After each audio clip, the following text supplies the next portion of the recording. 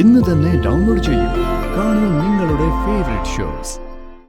കഴിഞ്ഞ ദിവസം ഡോക്ടറെ കാണാൻ ഞാൻ അവിടെ പോയിരുന്നു, ഒരു കാര്യം അറിയാൻ വേണ്ടി.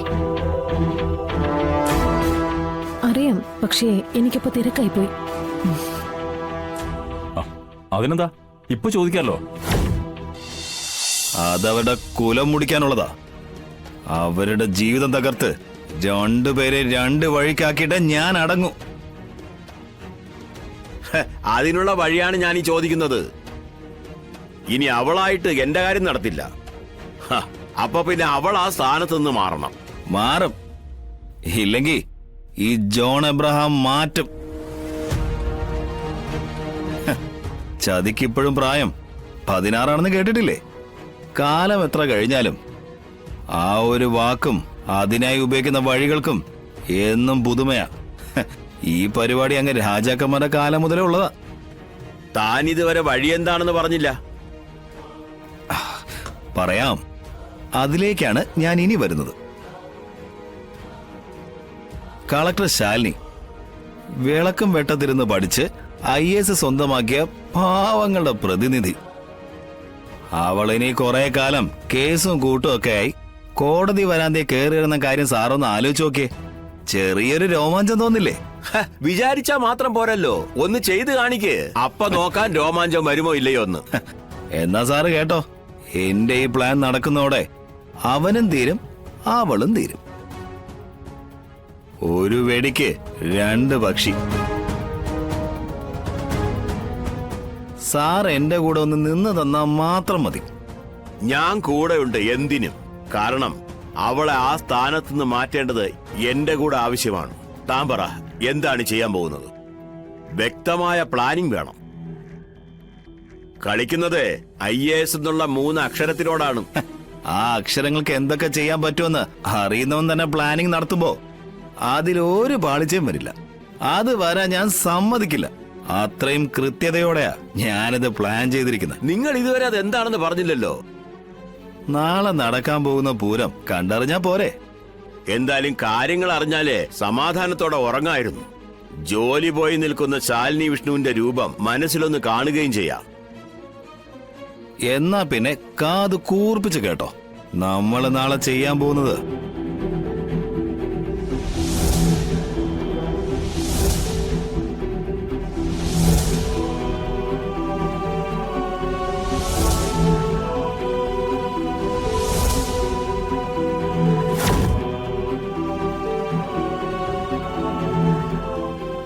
അതെ, കളക്ടർ മാഡം സൂക്ഷിക്കണേ. ഹാ, ഇപ്പൊ മനസ്സിലായ ഞാൻ ഡ്രൈവറായി വന്നതിന്റെ ഉദ്ദേശം. ഓ, എന്തൊക്കെയായിരുന്നു ഞാൻ ജോയിൻ ചെയ്യാൻ വന്നപ്പോ ഉണ്ടായിരുന്ന അവളുടെ അട്ടഹാസം കൊലവിളിയൊക്കെ ഇപ്പൊ മനസ്സിലായേ? അയ്യോ, ഞാനേ ആ ADM കൊണ്ടുപോണ കാഴ്ച നിന്നിട്ട് വരാട്ടെ.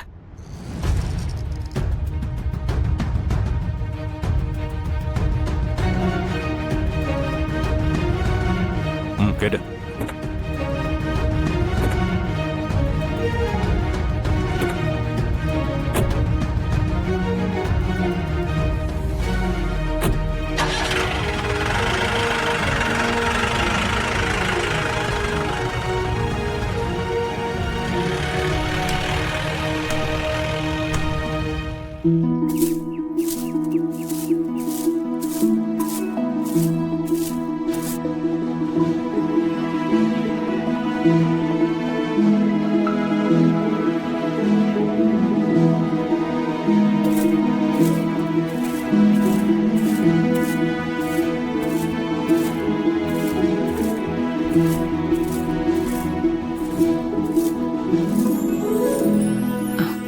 അതെ, ഞാൻ കുറച്ച് പലഹാരങ്ങള്. അയ്യോ, ഇവിടെ ഒന്നും വേണ്ട. അല്ല, നല്ല അച്ചപ്പവും ഉണ്ണിയപ്പവും ഒക്കെ ഉണ്ട്. ശുദ്ധമായ വേണ്ട ചേച്ചി. വീട്ടിലുണ്ടാക്കിയതാ. ഇവിടെ ആളില്ലാത്തതുകൊണ്ടാ. അല്ലെങ്കിലും പുറത്തുനിന്നുള്ള ഭക്ഷണമൊന്നും ഇവിടെ വാങ്ങാറില്ല. അല്ല, നിക്കണ്ട, പൊയ്ക്കോളൂ. സാറും മാഡം ഇല്ലാത്തതുകൊണ്ടാ. എന്നെ വെറുതെ വഴക്കേൽപ്പിക്കല്ലേ.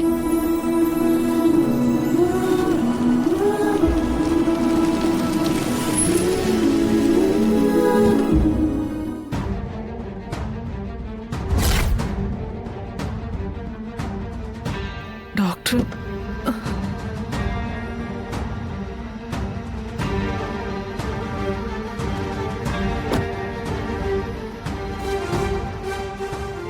ശാലിനി പ്രസവിച്ച കുട്ടിയാണോ സത്യ?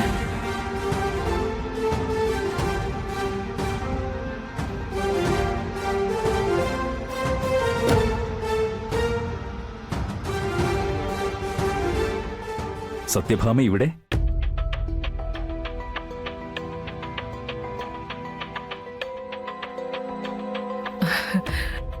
സാറിന്റെ വീടായിരുന്നു ഇത്? ആ അതെ. ദേ ഇത് സത്യഭാമ. ഇതെന്റെ ഭാര്യ, സിറ്റി ഹോസ്പിറ്റലിലെ ഡോക്ടറാ. എനിക്കറിയാം സത്യമേ. ആഹാ. കഴിഞ്ഞ ദിവസം ഡോക്ടറെ കാണാൻ ഞാൻ അവിടെ പോയിരുന്നു, ഒരു കാര്യം അറിയാൻ വേണ്ടി.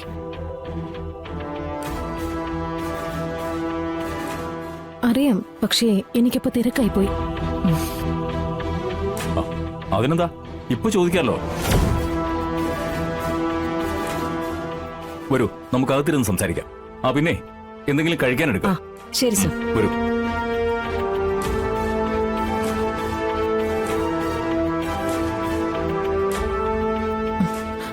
വരൂ.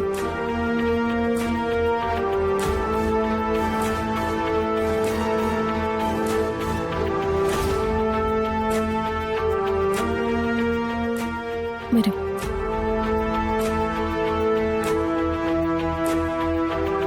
ആ ഇരിക്കൂ.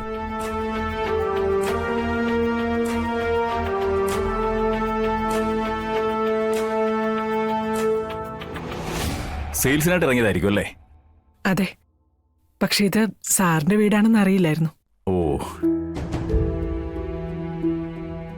എന്തായാലും 1-2 പാക്കറ്റ് എടുത്തോളൂ. അതെ, സത്യഭാമ ഉണ്ടാക്കുന്ന ഭക്ഷണത്തിന്റെ രുചി പറഞ്ഞ് ബോധ്യപ്പെടുത്തേണ്ട കാര്യമില്ലല്ലോ. അതെ, ഇങ്ങനെ നടക്കുന്നു വെച്ച് ആളെ കുറച്ചു കാണേണ്ട കാര്യമൊന്നുമില്ല. നമ്മുടെ ഫുഡ് കോമ്പറ്റീഷന് ഫസ്റ്റ് അടിച്ച പാർട്ടിയാ.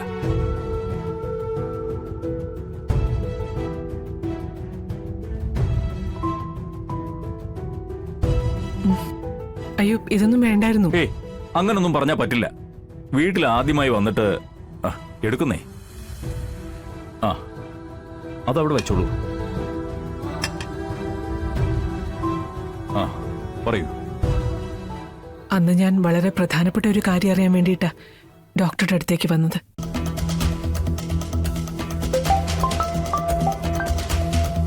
ആ, നിങ്ങൾ സംസാരിക്കേ, ഒരു എമർജൻസി കോളാ. ആ, ഹലോ. ആ, പറയൂ.